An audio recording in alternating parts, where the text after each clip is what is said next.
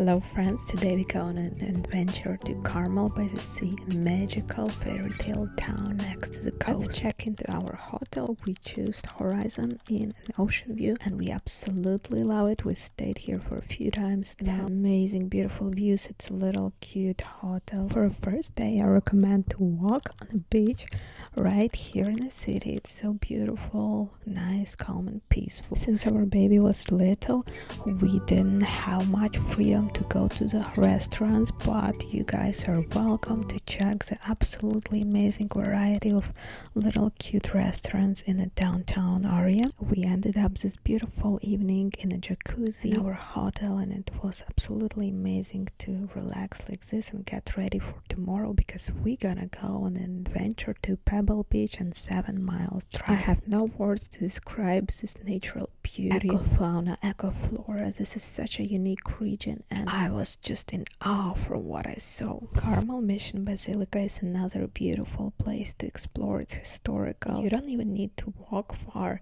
There's so many amazing places you can see from your car just driving by the coast. If you guys enjoyed this video, let me know if you're going to Carmel, if you was there.